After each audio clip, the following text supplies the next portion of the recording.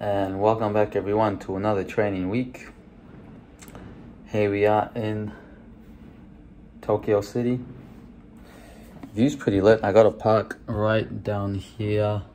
Too bad I can't go to it. There is the park. Village is somewhere over there in the distance. Apparently Mount Fuji is somewhere over there in the distance as well. And today we are going to go through the final week of training before I left for Tokyo.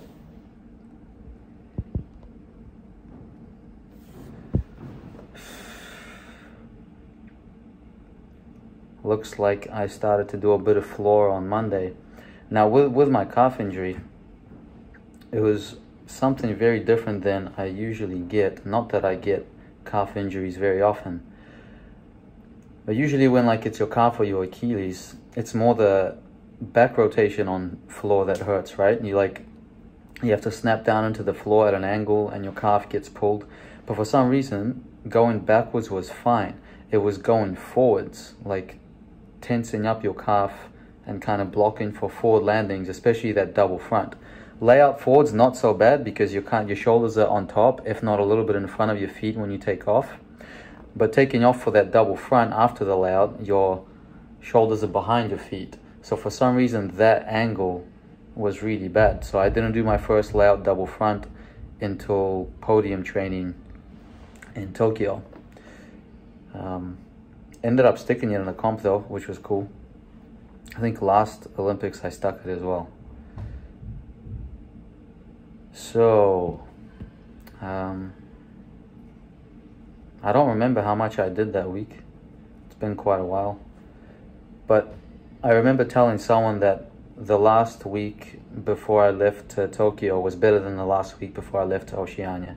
Those that watched Oceania know that that was pretty much like a didn't do anything kind of week. But as you can see here, I decided to kind of spice it up and I wanted to keep myself a bit more excited and looking forward to training.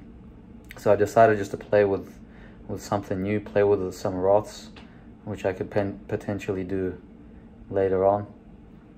And it really works. Like when you have something to look forward to, first of all, you're kind of looking forward to it before training. So you're thinking about the new thing instead of thinking about all the routines you have to do and all the stuff that you do daily anyway, which obviously gets a bit old and boring.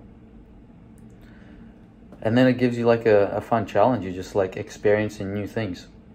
Speaking of new things, I've got since I'm going to be in quarantine for 2 weeks after this, I have 6 weeks at this hotel and then 2 weeks at a hotel in Christchurch. I got 4 or so projects that I'm going to work on. One's going to be one-arm handstand. I've never done a one-arm handstand before. The other one's going to be, planche. See how close I can get to getting a planche. That was a nice peach half. Planche was second. Third was V-sit, because for me doing a front uprise on P-bars is really hard, and I have a feeling that's because I'm really bad at doing V-sits. So I'm trying to get my shoulders a bit more flexible there. I'm doing some bungee every day since the comp. And the fourth thing, what was it? I got really bad knee problems and I can't do even a half squat on a single leg, especially on my bad leg, which is my right knee. So I thought I'd slowly start to do just small single leg squats to try and build up a little bit of muscle, and in the hopes of working through some of that knee pain. Maybe I can get rid of some of that scar tissue, which has probably been there for years. I've had patella issues ever since I can remember. So with these next 3 weeks, obviously besides all of the nice quiet time and some occasional meditation, I'm gonna definitely take care of my body. I'm gonna eat well. And today I did 11 press to handstands in a row. I don't remember the last time I did even 10. I did 10 my first set and then 11 my second set. So as you can tell, I'm full of energy. it's definitely nice not you know, not having to do all of the daily difficulties. And you know, not only that, obviously right now I'm not working, and baby's not waking me up in the middle of the night either. So not that the baby wakes me up these days, but yeah, it's good to take a step back from life. And I recommend it to everyone, you know, to take a week or two off, to at least once a year or so, just to break the pattern and spend time by yourself. That was a nice stuck dub. I got pretty close at sticking it at the comp, but it was one of those landings where it's obvious that I wasn't really expecting when the floor is, and I just kind of like kept on going until I hit the floor and got that like chest down whippy movement on the landing. So that means next video, which I'll probably do before I leave here in the next 2 or 3 days, that's going to be all the Olympic training. And I hope I'm not going to get flagged or copyrighted or anything. I mentioned in the last video I had to film directly from my cell phone. I had to film my iPad screen because the website that we got given to watch all of the subdivisions, etc., it notices the moment you start screen recording. And I don't know, maybe some of you are tech wizards and you know how to get past that, but it doesn't let you screen record when the video is playing. So I had to use my phone, which means the quality is going to be a bit worse, but still good enough. On retrospect,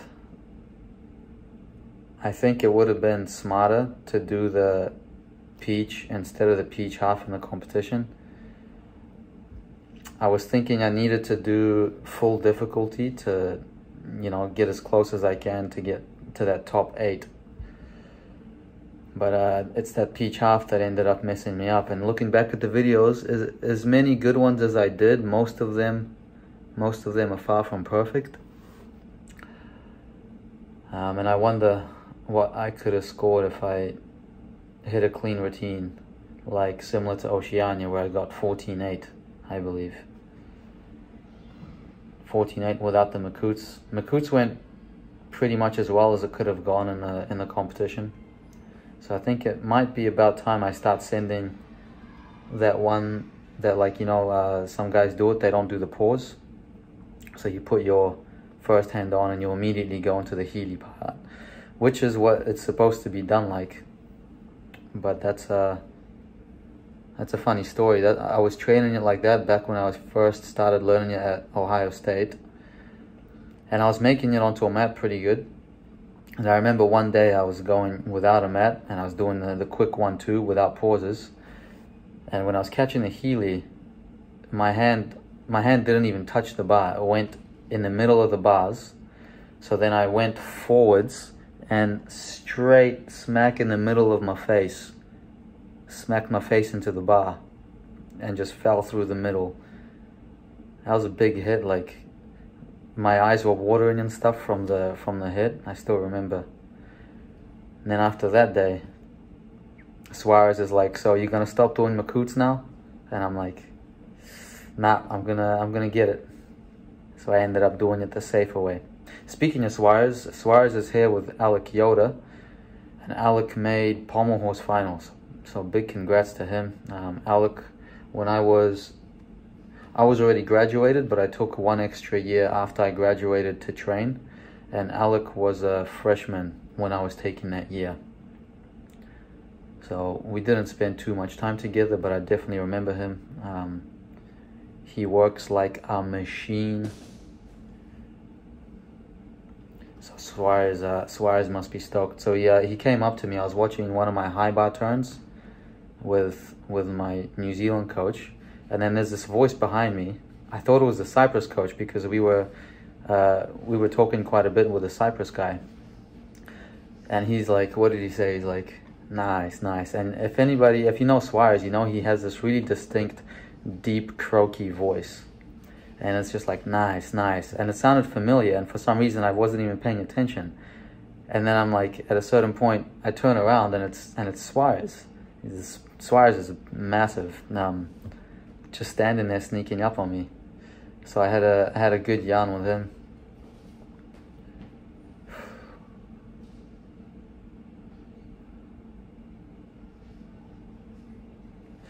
And I guess it's worth talking about all-round final.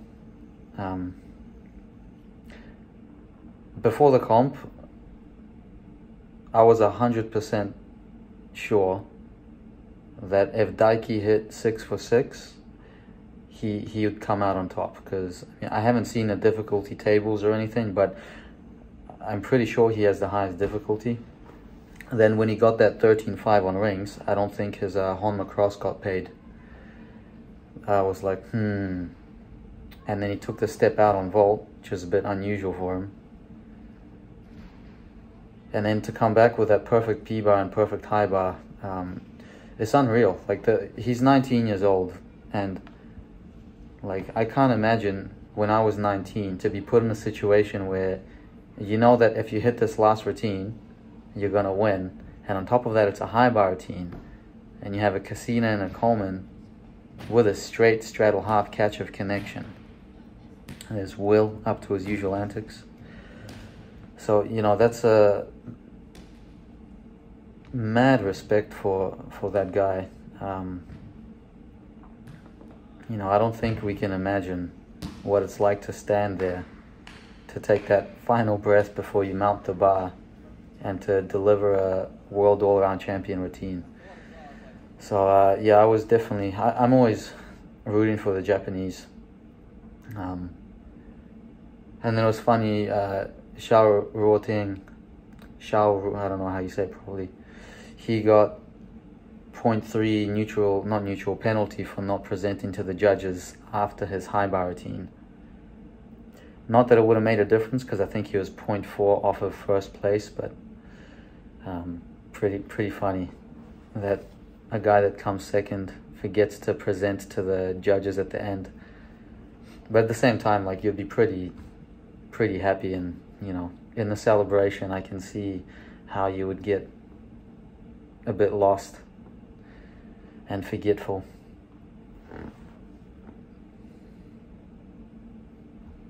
Initially they weren't going to let anybody come back and watch the competitions, and I don't even know how that changed.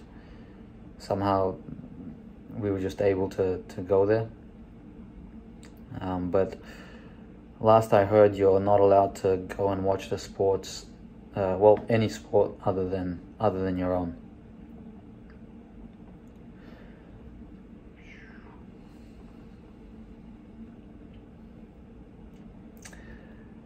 Anything else from all around? Not sure what happened to the Turkish guy. Ended up pulling out. The other Turkish guy, I think his name is Adel or Adem. The guy with the handspring diaphragm pike calf on vault. I don't know where he came from. First time I saw him was European Games. Was it this year or last year? I forget. But he just, like, I keep up pretty well with who's competing for what country and stuff. He came out of nowhere, and he's so good.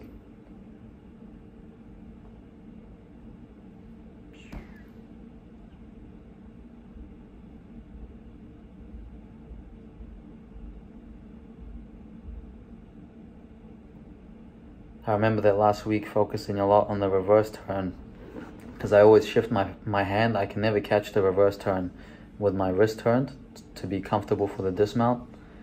So I was working on catching the reverse turn and then not shifting my hand, doing the dismount, being uncomfortable.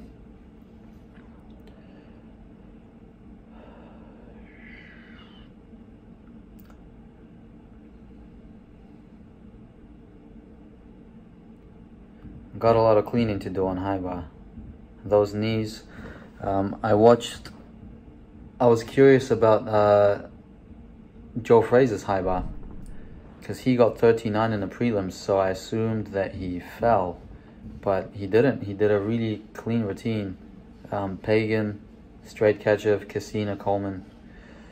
In the all-round final, he added a Kovacs as well, but anyway, they scored him a 13-9. So I thought that was really low because it looked like a routine that should definitely be in the finals. And then after that, Brazil was on in the same subdivision, and they got scored really, really low as well. I think Arthur Nori was really upset because he was expecting to make high bar finals. But yeah, he hit his routine. He like bent his arms a bit after the stoop full, but not that bad, like a 3 at most, and then hopped on his dismount. And yeah, he got thrashed, 14-1 score, so he's a little bit off of finals, which of course is disappointing for if you're the current high bar world champion. So yeah, it's as much as I want to get all this difficulty in for high bar for next year, it's gonna be the toughest challenge isn't gonna be catching the releases. I think the toughest challenge is gonna be doing the Pagan with the legs together, straightening out the knees and all the taps, making the Kachev absolutely straight, and of course keeping the legs together during the catches. So that's gonna be the task after coming back. There's a few things I'm looking forward to coming back. I want to give the connections on high bar another turn, another try.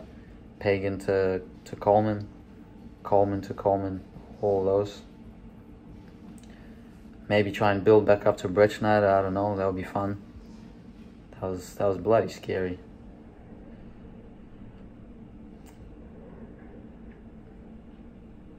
If only I kept my legs like this in the competition. Almost together. So I'll call it there. I guess I could talk a little bit about nationals, but since I wasn't there, I don't really know too much. Actually, I think I talked about nationals in the last video. So yeah, you see they're packing up the floor over there and getting it ready to move. Nationals was not too far from our home club. So anyways, shouldn't be too long for the Olympic video to come out. All the best for everybody. Thank you for watching if you got this far, and until next time, peace out.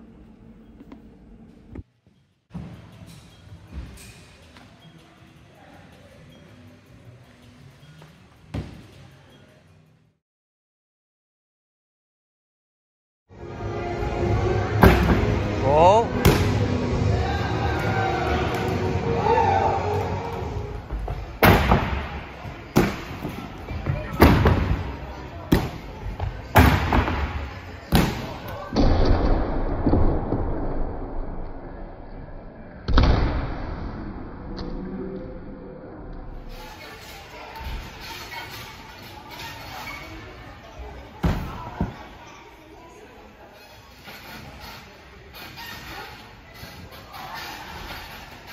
Full depth.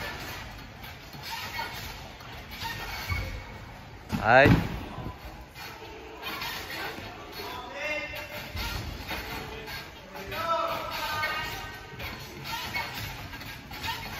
Tight.